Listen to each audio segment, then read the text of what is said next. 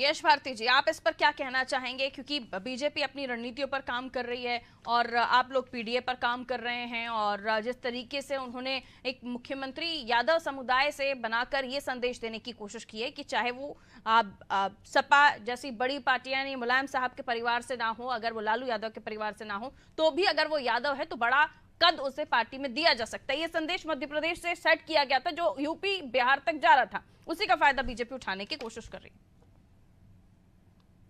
देखिए, ये बात आप कह रहे हैं, केसी जैन साहब भारतीय जनता पार्टी के प्रतिनिधि बैठे हुए हैं यहाँ पे, ये बात ये कह दे तो हम भारतीय जनता पार्टी की इसको लाइन मान लेंगे कि वो ऐसा मामला सेट करे। क्योंकि भारतीय जनता पार्टी तो लगातार उत्तर प्रदेश में ये कहती रही है कि सारे पिछड़ों का अधिकार यादव खा गए।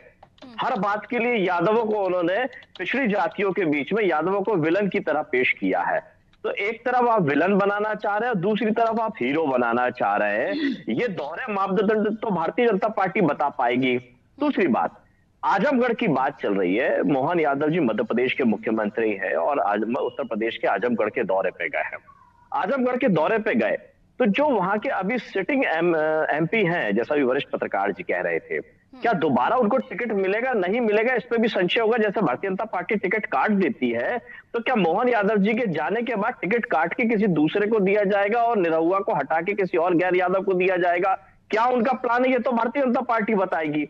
लेकिन जब दिनेश लाल निरहुआ चुनाव लड़ रहे थे और प्रचार कर रहे थे, तो यादव समाज के बीच में जाके उन्होंने एक बहुत महत्वपूर्ण बात कही थी कि नरेंद्र मोदी जी मेरी बात सुन रहे हैं और मेरी बात को मानेंगे, और जैसे ही मैं जीतूंगा आप मुझे अपना अमूल्य वोट देंगे, भारतीय सेना में अहीर रेजिमेंट का गठन मैं करवाऊंगा देश के प्रधानमंत्री नरेंद्र मोदी जी से। तो यह बात उन्होंने उपचुनाव में कही थी और अभी तक वो बात पूरी नहीं हुई। दूसरी बात, समाज को आपस में लड़ाने का काम जो भारतीय जनता पार्टी की नीति रीति होती है, वही काम दिनेश लाल निरहुआ ने किया जब एक बात कही कि असली यादव उनके साथ है और नकली यादव अखिलेश जी के साथ में। तो इस तरफ की शब्दावली और वक्तावली ये जीतने के बाद कही, अगर ये चुनाव में जाके कहते तो समाज भी इनको यादव समाज भी बताता और अन्य समाज भी बताता कि चुनाव में जो बात होनी चाहिए। अब इस बार यादव जी के पहुंचने के बाद उनका टिकट कट जाएगा, क्या बताएंगे आप? देखिए पारुल जी, पहले तो इनकी रणनीति से पूछिए। मोहन यादव जी को देकर के जो बात आपने कही, समझ लिया सर, रुक जाइए। जी देखिए पारुल जी, सबसे बड़े मोदी जी को देख करके, योगी जी को देख करके, उत्तर प्रदेश में योगी जी के काम को देख करके जनता वोट कर रही है। वही जिस यादव वर्ग को आपने चुनावी वादों का क्या हुआ, भारतीय सेना में अहीर रेजिमेंट के गठन का क्या हुआ, उस पर जवाब दीजिए ना।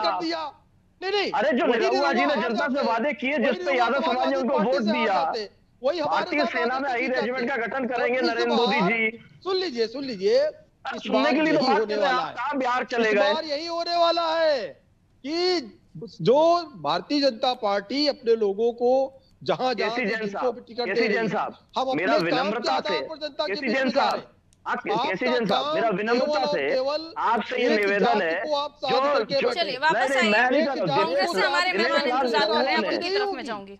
राजनीति होगी, दिनेश लाल निरहुआ ने कहा है, उस बात का जवाब दीजिए। भारतीय सेना में अहीर रेजिमेंट का गठन में नरेंद्र मोदी जी से कराऊंगा।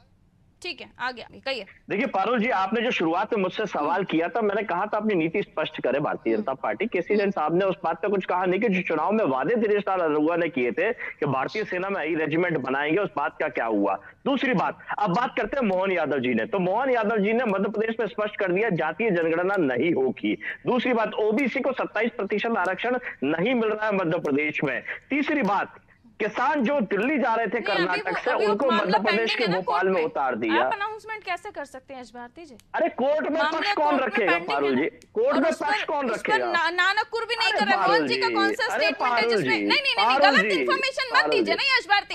कौन सा स्टेटमेंट है जिन्होंने कहा कि नो हम जातिगत जनगणना नहीं करेंगे? स्टेटमेंट एक बताइए ना, भ्रामक जानकारी नहीं सर। आपके फायदे की बात हो तो आप गलत बोलेंगे, ये अच्छी बात नहीं है ना। नहीं गलत, आप स्टेटमेंट है आपके पास, आपके पास कोई स्टेटमेंट है जिसमें ओबीसी आरक्षण नहीं देंगे, जिसमें हम जातिगत जनगणना नहीं करेंगे, ऐसा कोई स्टेटमेंट? बातें करती हैं। बिहार में जातिगत जनगणना हो सकती है, साथ में नीतीश कुमार जी के बैठ अरे तो मनाही किसी ने की है? आपके पास ऐसा कोई स्टेटमेंट है, बयान है सीएम यादव का?